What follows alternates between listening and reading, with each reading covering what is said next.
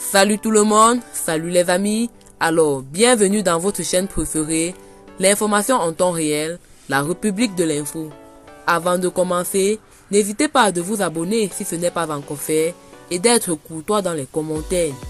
Du côté du Mali, c'est par un décret signé du président de la transition, le colonel Assimi Goïta, qu'un autre colonel assurera désormais l'intérim du premier ministre Choguel Kokala Maïga, malade et en repos forcé selon les instructions de son médecin. Le colonel Abdoulaye Maïga, brillant ministre de l'administration territoriale, est celui qui a été souverainement choisi par le président de la transition pour assumer les hautes et exaltantes missions dévolues au premier ministre d'un pays en crise multidimensionnelle.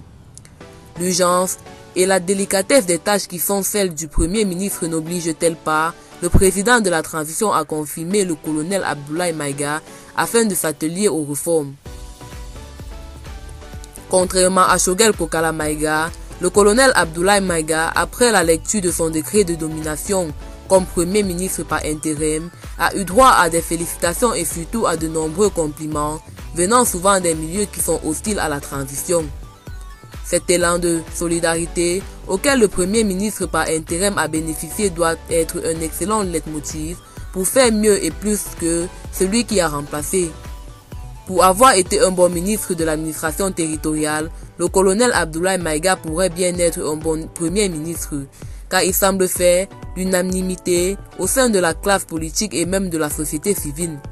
Le président de la transition semble désormais avoir des raisons suffisantes pour confirmer le colonel Abdoulaye Maïga, qui en plus de la grande population dont il jouit auprès de la classe politique et de la société civile, a fait preuve d'une certaine assiduité, d'un sens élevé de l'écoute et surtout d'une certaine neutralité à la tête de son département, celui de l'administration territoriale et de la décentralisation, ce qui lui vaut aujourd'hui cette valse d'éloges et de compliments. Eh bien, c'est tout pour cette note d'information. N'hésitez pas de mettre en commentaire vos impressions et à très bientôt pour une nouvelle note d'information.